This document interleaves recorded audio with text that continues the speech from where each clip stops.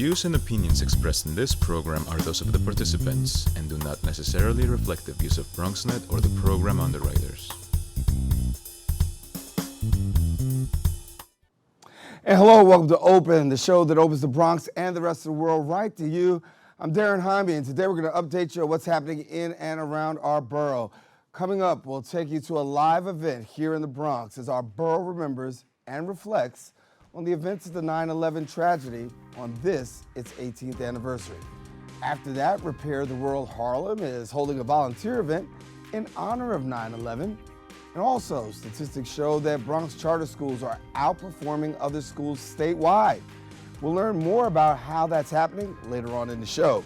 And then afterwards, we're going to sit down with Reach Out and Touch Ministries youth coordinator, discussing an upcoming men's conference. And lastly, Not Just Talk, Black Women Matter is an event exploring issues impacting Black women in our communities. So we encourage you to stay tuned because all this and much more is heading your way. Right now, we're officially open.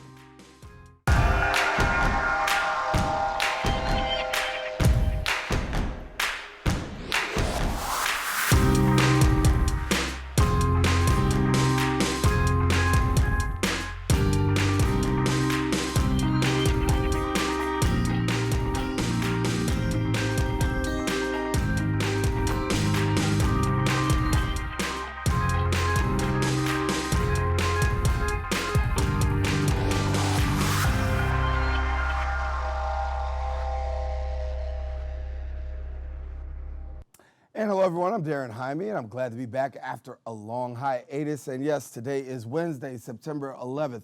You're now watching Open, a live program bringing the Bronx and New York City straight to you. We want to bring our viewers in on Manhattan Neighborhood Network as Open is now being broadcast simultaneously on MNN's channel. You can also stay connected to us on social media at BronxNet TV. Well, today, America and the world remembers the terrorist attack that happened on September 11th, 2001. 4 airplanes were hijacked and hit the World Trade Center, the Pentagon, and a field in Pennsylvania. Over 3,000 people lost their lives and more than 6,000 injured. And BronxNet now takes a moment to reflect on the devastating events that took place on that fateful day.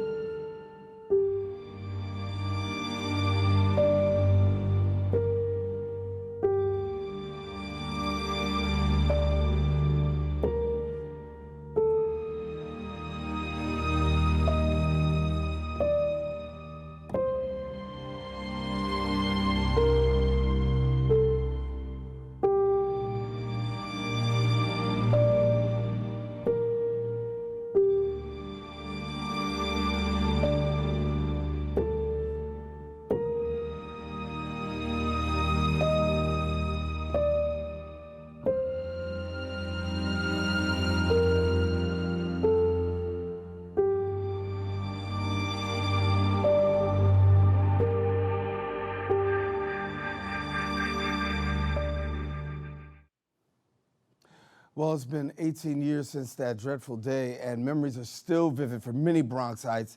Our Bronx Day cameras actually took to the streets to ask Bronx residents to reflect on their own experiences and memories of 9/11. And hear what some of you had to say. That day I was actually taking a test I'm in the Air Force Reserve, so I was actually on base taking a test. When everything was going on, suddenly everything stopped. You know, somebody walks in the room and says, "We've all been activated." So from there on, things were kind of a little hectic and crazy. Time I was working in a group home on the night shift. 9/11 is my birthday. So I got off at 7, I went home, and I was on the phone with my daughter. I had the TV on, but it was on silent. And I kept seeing the airplane going into the thing, but I thought it was like a movie or something. So my daughter had called me to wish me happy birthday, and we was talking. And then her husband called her and was like, she worked at the World Trade Center. He was like, "You're not gonna have to go to work today because they just ran up in 9/11. Ran up in World Trade Center." And she was like, "What?" And then she came back and told me. And I'm looking at the TV like, "Oh my God, this is real? Wow." I was getting evaluated for hernia surgery, and I was in the doctor's office, and someone sitting next to me said, "Did you hear the Empire State Building had a plane fly into it?" I was like, "What?" And someone turns on the news, and it was the World Trade Towers. So everything stopped in the doctor's office, and you could hear a pin drop, and we're just sitting there watching it, and didn't even realize 40 minutes went by. I think it was something that was super tragic. My aunt was telling me a long time ago how she was supposed to go downtown for her job that day, and on her way over there, it was just this huge puff of gray smoke that she saw. And honestly, I know so many people in my family that were supposed to be around that area when that happened, and it's the craziest thing that by God's miracle, they missed it. I didn't really understand what was happening, and I got more of kind of the educational way of learning about 9/11, reading it in a textbook, and this is what happened, and now kind of seeing what that means. And I just remember it being my mom was real nervous, my mom was real scared, for a while wouldn't let us go out and do stuff for a couple of weeks, and was that I think was more impactful than I didn't actually know what was going on. Really, nobody knew what was going on, Everybody was just kind of looking at the TV, and then when the second plane hit, that's when everybody realized it's something serious. There was someone that her husband was downtown. He was found. All of his co-workers were never found. They were in the building when it went down. To see her reaction, to see her have survivors killed for her husband surviving was really an insight. It shaped American culture and the way that we perceive not only people that aren't from here, but people that are here. I think it caused a lot of fear across the entire country. Time does heal all wounds, and something like that is just something you're never gonna forget.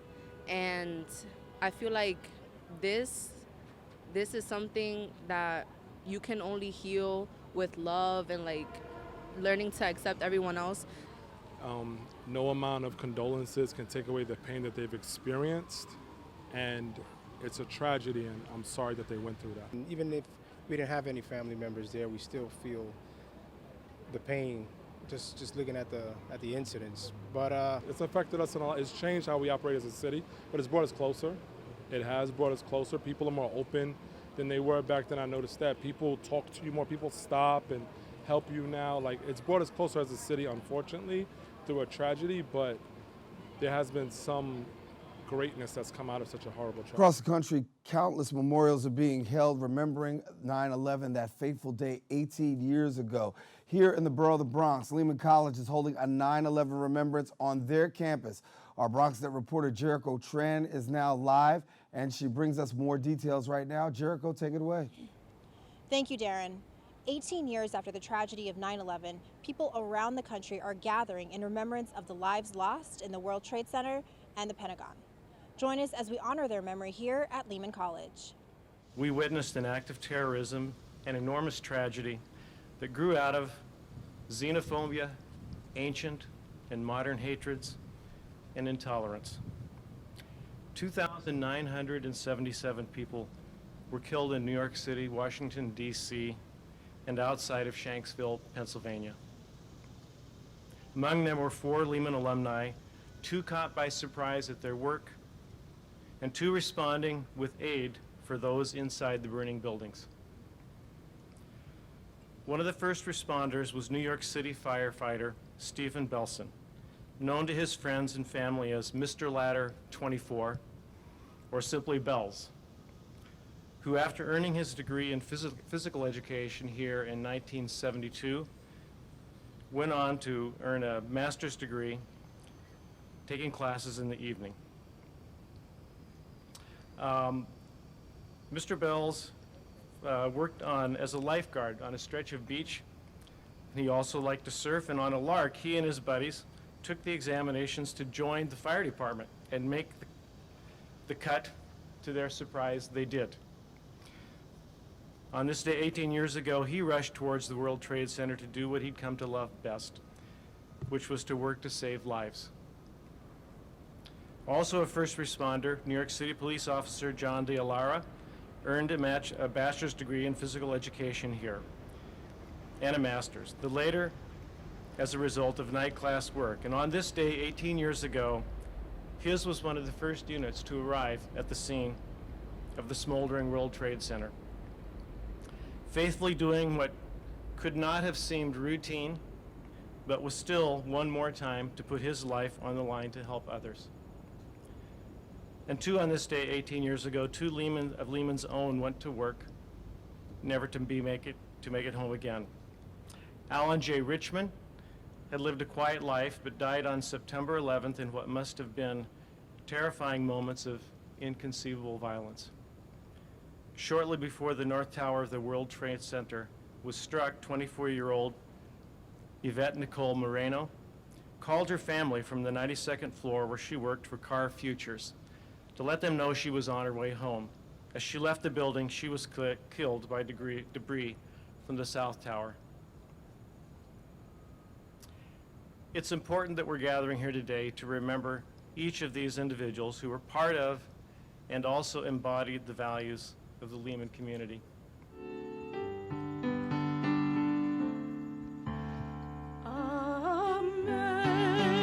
Amazing grace, how sweet the sound that saved a wretch like me.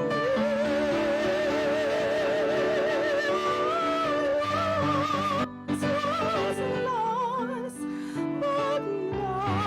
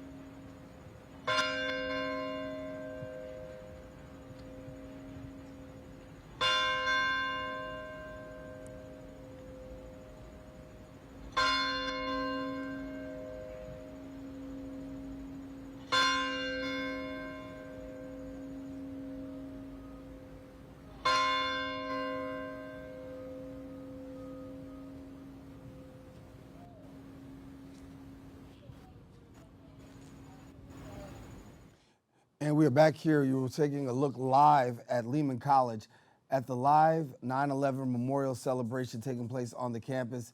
The 9/11 tragedy, 18 years later, Lehman College, across the Bronx, many other celebrations, remembering the victims, first responders, and all those who took part in the 9/11 tragedy. We want to thank Jericho Tran for our live update, but now we have to take a quick break and we'll have more of Open coming up as we take a moment of silence to also pay respect to those who lost their lives.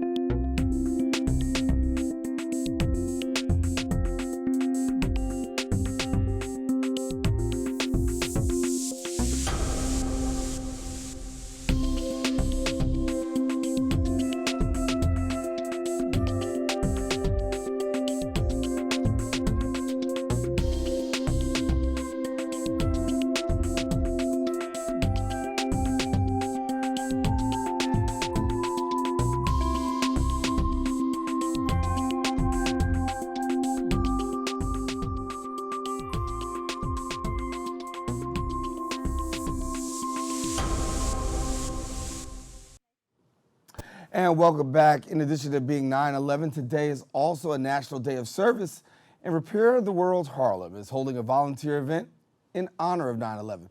Joining us now is the program manager of Repair the World Harlem, Liza Freed, and we thank you so much for coming and sharing with us here today. Thanks so much for having me. Good to have you. And of course, today, 9/11, you guys are front and center. We'll talk a little bit about Harlem Repair in just a second, but share with us a little bit about your 9/11 contribution. Yeah, we are mobilizing volunteers from all around the city throughout the 5 boroughs to partake in 5 different service projects throughout Manhattan and Brooklyn. Yeah. And so for people who don't know about Harlem Repair, share with us a little bit about your organization. Yeah, so we're actually a national organization with 9 different sites around the country, Harlem being one of them, and we connect volunteers to service opportunities in their communities and try to contextualize the service with the information around why they're serving, around local inequity, local issues that make it important for them to serve. And so when you make this bridging the gap, if you will, how do you go about it and what do people get involved in? So we hold service projects almost every day. We, advertise it on our networks. We connect with local organizations, with folks who want to be serving, and mobilize them, get them out to soup kitchens, food pantries, tutoring programs, things like that. So in this day of service and remembrance, we know that's the annual tribute, right? So what could we expect people to be doing, taking part in today? Yeah, so we have 2 events going on in Harlem this afternoon starting at 3:30. We're partnering with the Food Bank's Community Kitchen and Pantry in West Harlem. That's on 116th Street. And then we have a project at Mandala Cafe on 114th Street. It's in the basement of a church where we're going to be cooking meals, serving to the local community. You talk about people who are food challenged, right? And I think you also do a good job of really touching into that. So tell us a little bit about that, the work that you guys are doing in terms of feeding and touching people. Yeah, there are so many New Yorkers who go without food. We define food insecurity by folks who don't know where their next meal is coming from. And 1 in 5 New Yorkers actually experiences food insecurity every day, including children and including older folks. So we seek to close that gap by increasing capacity of local organizations that are feeding the community. And then you got, I know, the Community Kitchen and Pantry of West Harlem. That's an initiative. Yeah. So that's actually a local partner of ours. They distribute 50 meals a day, 100,000 meals a month, actually, if that math works out, something like that. And they have a pantry where they distribute food to the local community, and breakfast, lunch, and dinner service for anyone who needs it. And that's an amazing thing because so Yeah. many people in the community, as you said, 1 in 5. Were you shocked at hearing that number? Yeah, I mean, it's the work that I do. I see it all the time. And as you know, up here in the Bronx and Harlem, all of our community members we see going hungry all the time. Yeah. And I know you got a couple of things happening, and I know in December, I want to go ahead to December, got a big event happening in December too. Yeah, so we're hoping to honor 10 local leaders who are building community, who are leaders in the community who show up every day for the causes that we care about. So it's our Community Builder Awards, and it aligns with our 5-year anniversary here in New York. Well, that's great. Yeah. So we talk about the causes, right? They're great causes. I mean, food insecurity is one of them, and really being able to bridge a gap for many New Yorkers that are actually suffering and struggling. Yeah. Talk about the fact of the volunteers, your need for volunteers, and how volunteers can actually help you in your struggle. Yeah, so we connect with hundreds of local organizations around the city, all of which need volunteers. And so we try to identify those organizations and connect them with the volunteers who are really hoping to serve. We're actually a Jewish organization, so we connect with a lot of Jewish agencies, nonprofits, organizations, folks who want to, based on their religion, care about helping others and want to show up in their community and do that. So we connect with places like a Jewish Community Center in Harlem, other smaller Jewish organizations, and frame the service that they're doing in Jewish thought and learning and text, and the larger issues that are going on. We like to share statistics and why, as Jews, we show up and serve. So for people who want more information, what do they do? You can go to werepair.org/Harlem, and on that website you can find service opportunities in Harlem itself and throughout New York and actually the country. Yeah. And so for people who don't know about, Harlem Repair, certainly you guys do great work. You're out there in the community. You're really making a difference. If you had to give a sales pitch and say, listen, this is one of the reasons why I think you really should be a part, because you're really talking to people who in Manhattan, the Bronx, have the opportunity to volunteer. Why should they? I believe that service is one of the means to mitigating so many issues that are hitting our community. Showing up to serve is not only feeding somebody or tutoring somebody who needs it, but is also closing the gap between neighbors who might not know each other. Folks who are moving to a community that they haven't historically been in. It's an opportunity for them to show up next to somebody who has been there for a long time and learn from them, and potentially the next day, say hi to them on the street and have a conversation rather than antagonizing each other or not even knowing each other. So I think it's one of the primary modes of making social change. And you've got social change locally. You've also got social change nationally, right? Yeah, so talk to us about the national change and how you guys are really being able to do that nationally. Yeah, so we try to show up for big things that happen all the time. We, have a national office here in New York and are participating in service and community building in 9 different cities throughout the country. We're hoping to get folks to show up when big events hit our country and when they don't. We think that service is important every single day. So, on a day like 9/11, we're hoping for folks to show up because service was such an integral part of the event 18 years ago, but also we hope that they show up tomorrow and the next day and the next day. Well, Liza Free is the program manager at Repair the World Harlem. Thank you so much for coming and sharing thanks with so much us. for having me. Keep up the great work. Yeah, thank you. All righty, well, we want to let you know Repair the World Harlem's 9/11 Day of Service is actually taking place today, September 11th, from 3:30 to 7:30, again, located at the Mandala Cafe at the All Souls Church, located at 88 St. Nicholas Avenue. Also, another volunteer location can be found on Community Kitchen West Harlem, located on 252 West 116th Street from 3:30 to 6:30. So if you want more information, please visit them on Instagram at Harlem_Repair or on Facebook at Harlem Repair. Gotta take a quick break. We will be back with more show, more open coming up right after this.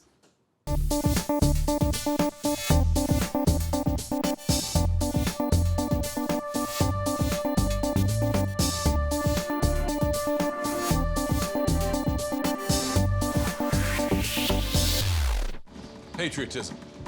It inspires passionate debate, and it's worn like a badge of honor with good reason, because it means love and devotion for one's country.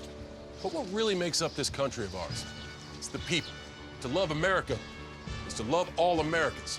This year, patriotism shouldn't just be about pride of country. It should be about love, love beyond age, sexuality, disability, race, religion, and other labels. Because love has no labels.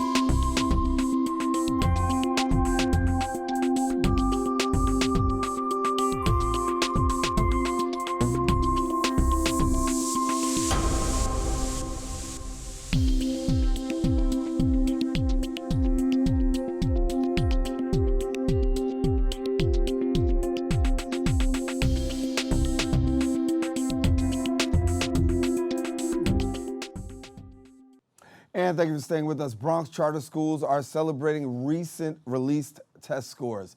Statistics showing that they are outperforming other schools statewide and closing the achievement gap between students of color. Joining us now and telling us more is the CEO of Public Prep Charter School, Ian Rowe. Good to have you. Great to see you. Good to see you, and congratulations.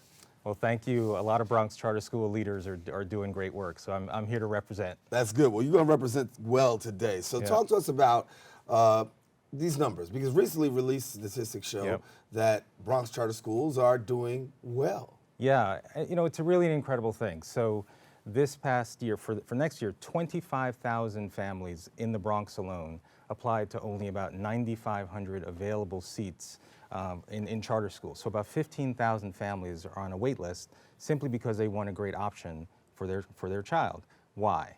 Well, the results that just came out help to explain it. At our boys' school, so we run a network of all boys and all girls schools, nearly 70% of the boys passed the math exam. That was 40 percentage points higher than other kids in the district. And it's emblematic of the performance of charter schools across the Bronx. So in ELA and math, I think we're equal to something about 15 or 12 percentage points higher than the state, the city, far higher than the district. And so the essence is we want to ensure that parents have the power to choose a great tuition-free option for their kids. And I think the test scores help to demonstrate why they should have that choice. And you talk about these scores actually being so, so dramatic between that of the district. What do you feel is the difference between what's going on here with charter schools and the district when you look at this test score, these test scores, and you see this great disparity? Right. Well, every parent, especially in the Bronx, wants the best for their child, right? Whether you're in a district school or a charter school. The question is, do you have the power to choose the school that is right for your child, that is going to make that incredible commitment to be a partner with you as a parent to say, we are on a pathway not only to have your child do well in elementary and middle school, but we're with you through high school, through college to succeed. So it starts there. It starts with very high expectations for what our kids can achieve, regardless of their current circumstance. And then it starts with a very motivated faculty, a powerful commitment, teamwork, and we're just determined to ensure that we put our students on a path to college completion and the ability to make the choices that they want for their own lives. I want to go over a couple of things, notes I got here. In grades 3 through 8, charter schools in the Bronx actually outperformed the state by 12 and nearly 15 percentage points in ELA and math, respectively. Also, black charter school students in the Bronx outperformed the state by 12 and nearly 15 percentage points in ELA and math, respectively, in points in math. So we are dispelling the myth that our kids cannot exceed. And that's very powerful, because if you listen to the rhetoric, there must be something wrong with these populations, these communities.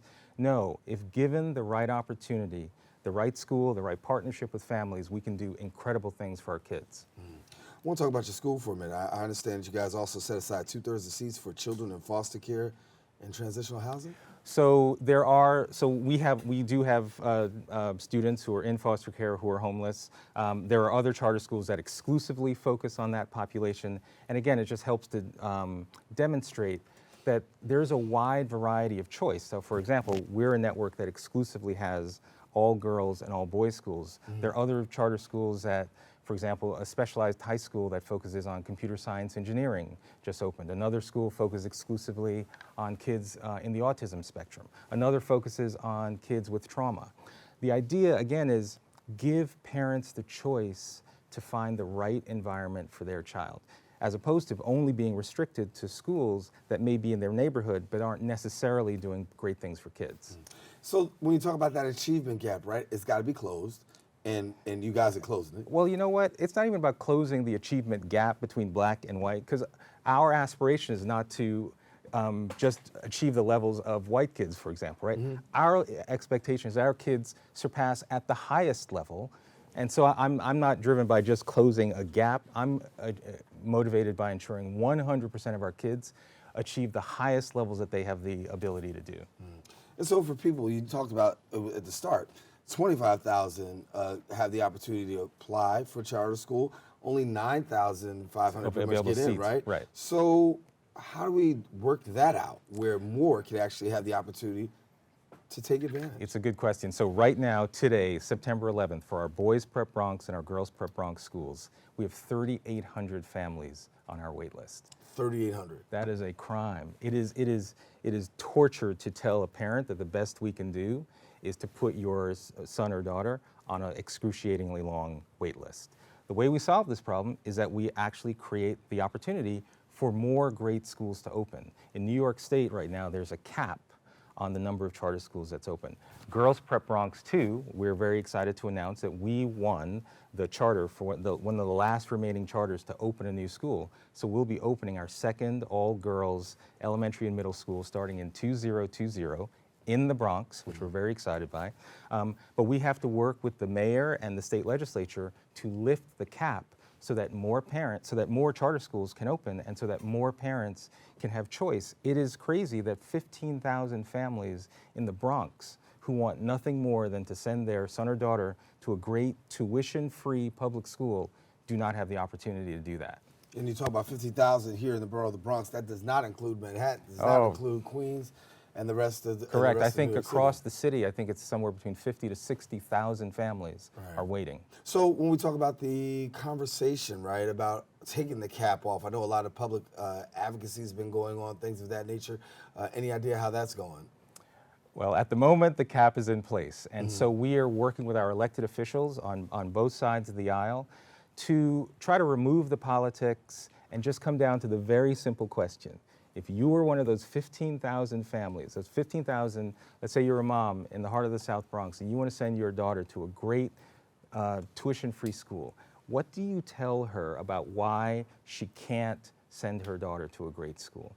And if we boil it down to that, then hopefully that will help to break through this morass. Yeah. Talk to us about public prep charter schools before we go. Yeah, sure. So Public Prep was actually now one of the oldest charter schools in New York.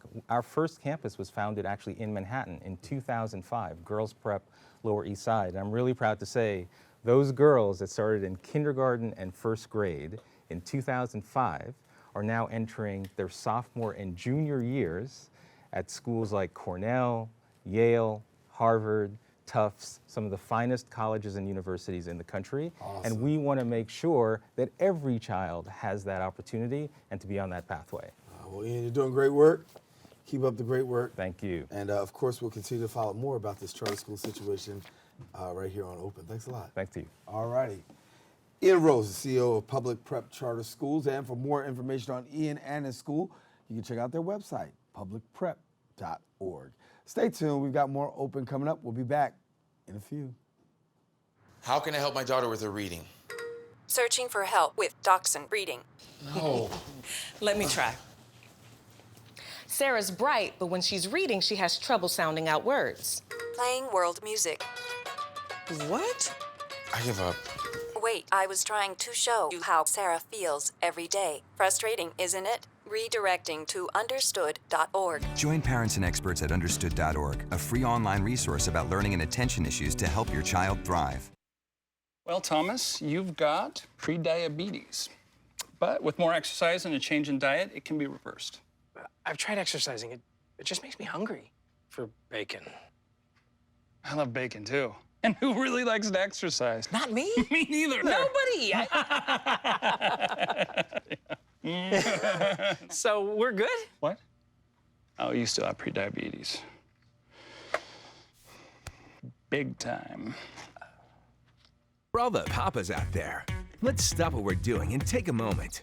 A moment to be with our kids. They can be loud moments, goofy moments, sporty moments, dorky moments, kooky moments. Moments where we talk or walk or just hang out. It doesn't really matter. They all count because every time dads take a moment to be with their kids, well, it's pretty momentous. So let's all take a moment to make a moment today. Well, our next guest is hosting a men's conference, allowing men to gather together for fellowship to understand what is their true life purpose. And here to tell us more is youth coordinator at Reach Out and Touch Ministries, Benaiah Ward. And he also has another job, but we will talk about that a little bit later on. But good to have you, man. Thank you for having me. Thank you. I appreciate it. Thank you. So you're actually getting men together? Yes, from all walks of life, young and old. And it's going to be something very special. A lot of men, they trying to find their purpose. They're trying to see what things they can do in life. And I really believe that it's going to be something special to get men together, to connect with one another, and to help each other find our paths in life. So you're gathering men together. You're going to talk about these real sensitive issues. Are men really, people say men don't always talk about the issues, we hold stuff in. Yeah. Are you finding that men are more now willing to talk about these things? Yes, and I'm here to change that notion. Men are trying to make it in life, they're trying to succeed, and they're trying to do what's right, but I believe that if they can have a place like this where they can be able to talk with one another, share their feelings, have activities, and just be able to be around people that's like-minded, it can help them to fulfill their purpose. So I really believe that they need this type of thing to help them. And so you're going to be doing this at Reach Out and Touch Ministries. Yes. So tell us a little bit about Reach Out and Touch. So Reach Out and Touch Ministries is a ministry that touched the lives of many. It's my parents' church. They're the pastors, Pastors John and Carol Ward. And I've been there for God since I was born. Mm-hmm. And the goal is to just be able to touch other people's lives and help them to know about God and who God is in their life, and trying to bless them with different things that they can take with them for the rest of their life. And the goal is not only to do that, but once you receive that, what are you going to do with that? You're going to give it to other people, and to not only meet people in church, but meet them at their point of need. So that can be when you're outside, whether you're at colleges, and whether you're at work, to touch people's lives no matter where you're at. Yeah. And then in addition to men, you're also touching youth as well. Yeah. So, my goal is not only to have an impact on people who I associate with Christ, but on people outside of that. People who I walk in campus with, people who, I go to work with. It's about showing the love of God everywhere, because at the end of the day, everybody needs him. Everybody needs a sense of peace and purpose in their life. Everybody needs to know that they're loved. And when you know that you're loved, you know that you can do anything and anything is possible. All right, so when you talk about love, obviously you're out there sharing it, and today's 9/11. A lot of love and prayers go out to those who've been affected by 9/11 in a very special way. Talk to us about how you're connected and what's it like to have these conversations with people, because your audience is far-reaching. Yeah. So, many conversations, that I usually have with people is with them personally and spiritually. How are they doing inside? Because I see that there's a need in our generation for hope, because we do go, through anxiety, we go through the depression. There's a lot of things going on in our society. So I really believe that touching them in a way where they can understand that, no, there's more to me than, what I see. There's more to me inside of me. And if I can just see what's inside of me and understand it and realize that there's gold within me, I can do all things, and I have the strength to do all things. So I believe that speaking to people and letting them know that, you can do this, and motivate them and encourage them, it's good. Awesome. Let me talk about the men's conference again. It's taking place September 28th. Yeah. And so the guys will be gathering together. Is there a particular cost? No. Okay. No cost at all. Okay. So, refreshments will be served. There will be no cost at all. Yes, please come and be blessed, and it's going to be a time for men to get together and just help each other, connect with one another. And I really believe it's going to be something special. You have speakers, all that.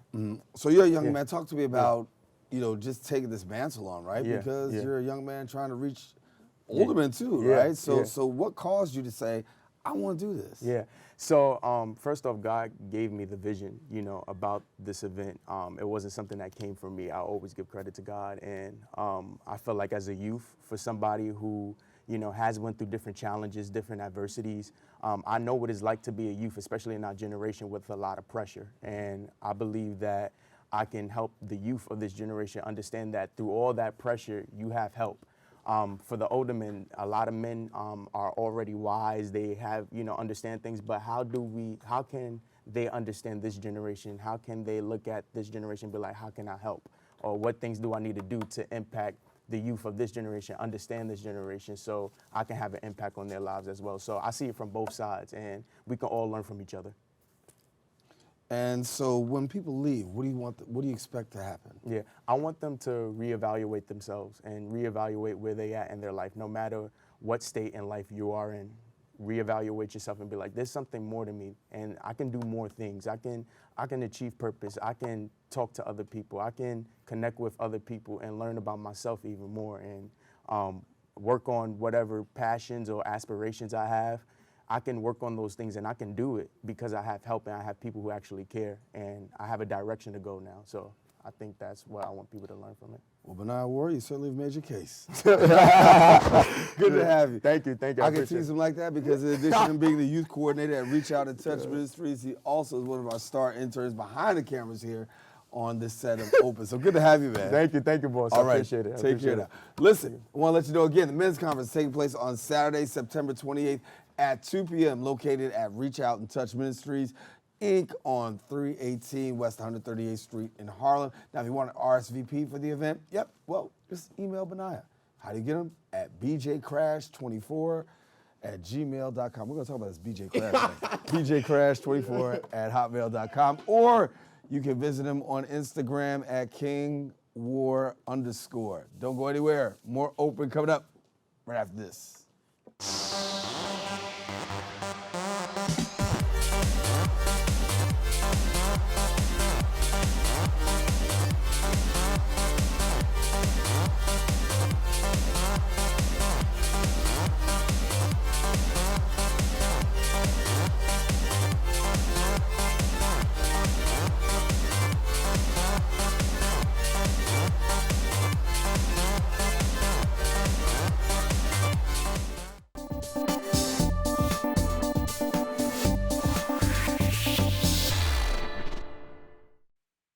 $150/90. 180/111. 160/110. I had a stroke. This is what high blood pressure looks like. You might not feel its symptoms, but the results from a stroke are far from invisible or silent. If you've come off your treatment plan, get back on it or talk with your doctor to create an exercise, diet, and medication plan that works for you. Go to loweryourhbp.org. If I would have followed a treatment plan, I would not be in this situation. How can I help my daughter with her reading? Searching for help with Dachshund breeding. No. Let me try. Sarah's bright, but when she's reading, she has trouble sounding out words. Playing world music. What? I give up. Wait, I was trying to show you how Sarah feels every day. Frustrating, isn't it? Redirecting to understood.org. Join parents and experts at understood.org, a free online resource about learning and attention issues to help your child thrive.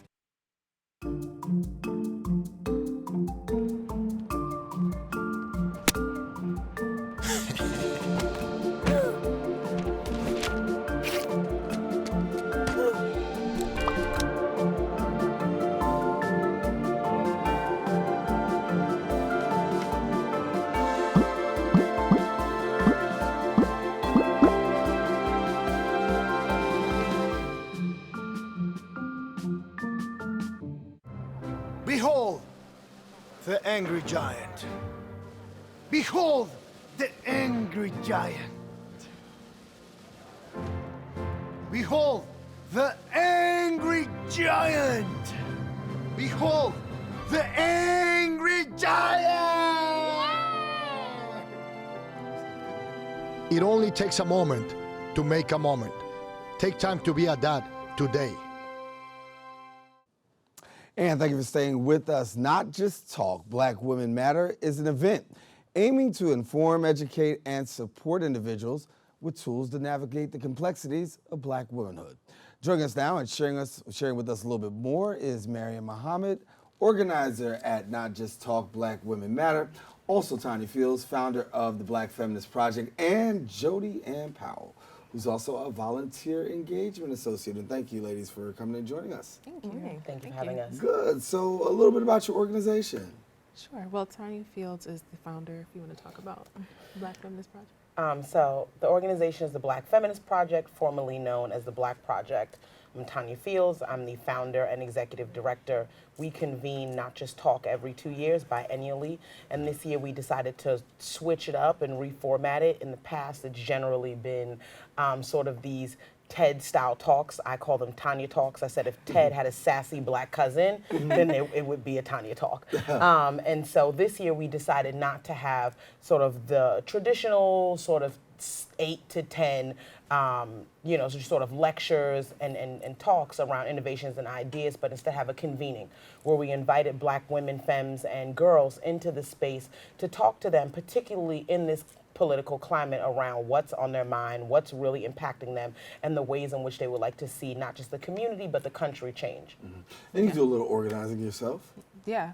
So I have a background in organizing, and I reached out to Tanya after learning about all the work she was doing with Black women in the Bronx and throughout New York City about how we can, again, find ways to collectively come together and talk about issues impacting our demographic.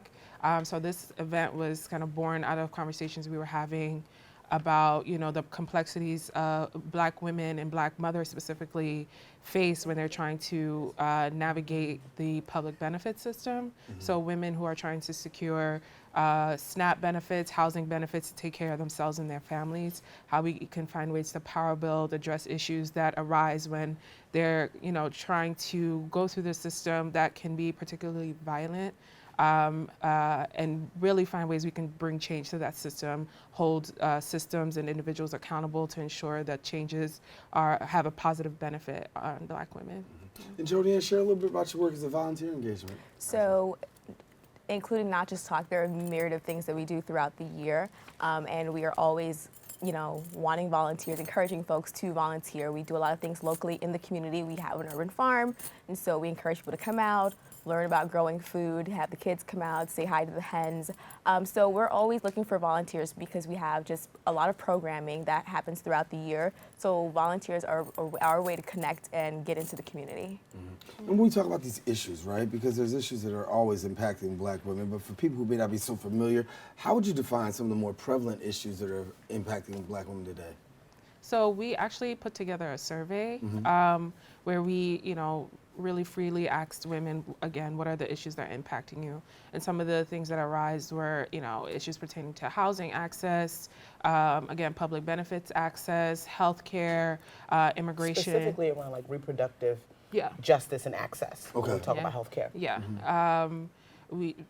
People also talked about employment and education access. So, these are things that impact a number of people, but particularly black women, because again, we are the ones growing communities, we're the ones having families, taking care of children, taking care of other people's children. So there's a larger burden on black women when it comes to these issues. And again, we need to find ways to, grow services, ensure that they have access to things that allow them to, take care of the families and communities that that we've always been doing historically, and ensure that, again, these systems that are supposed to protect us are actually doing so. And I think it's really important that we name that the reason that black women are feeling these things disproportionately I don't think there's an argument from anyone that women, regardless to ethnicity, race, or economic status, face any myriad of these things that we named. But when you talk specifically about black women, then what you're getting at is the intersection of gender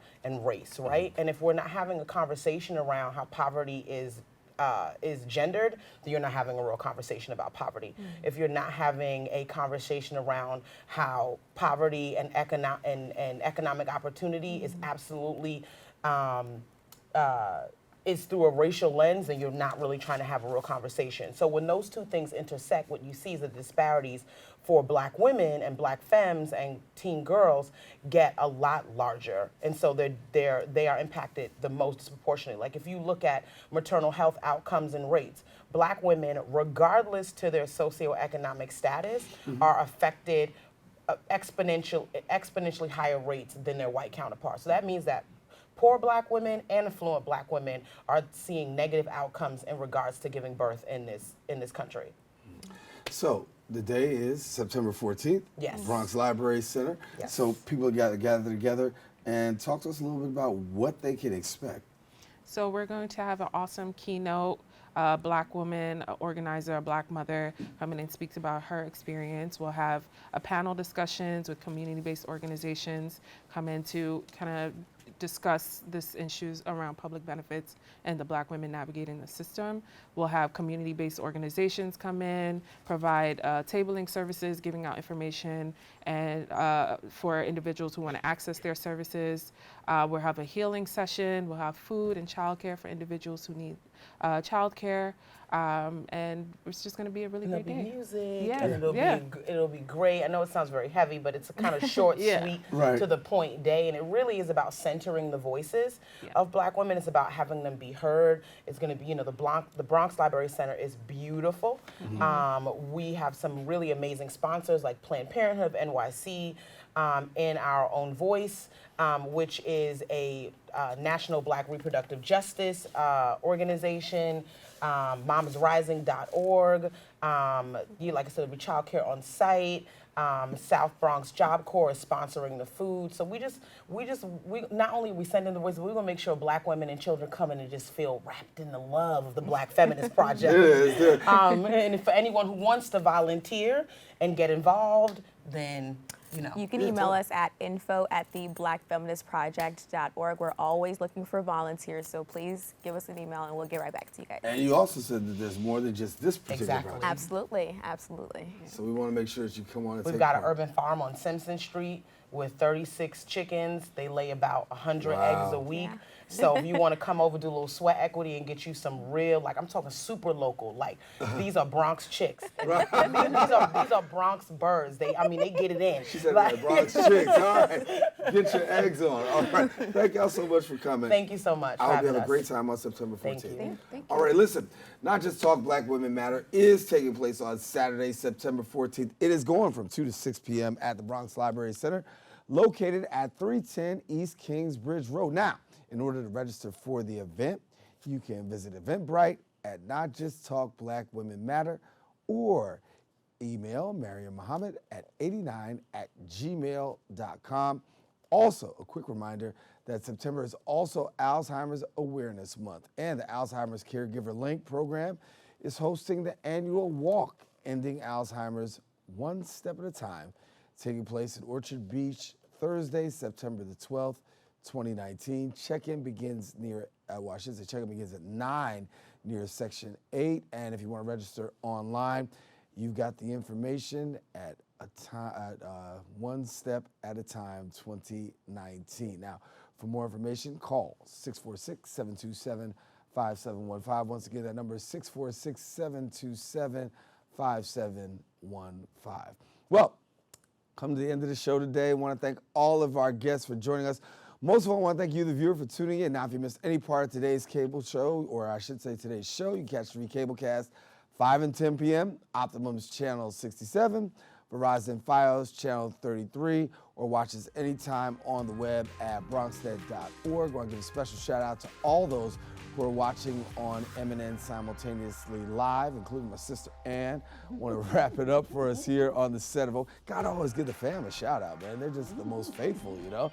So I want to give us a special shout out to all those who are watching. But listen, I'm Daren Jaime. I'm glad to be back. Been gone for about a month and some change. Recovering, but I'm back, and I'm glad that I can be here. I want you to make sure that you're here, keeping this channel wide open. So take care. God bless. Reno will be back with you on Friday with a brand new episode. But until then, take care. God bless. We'll talk to you soon.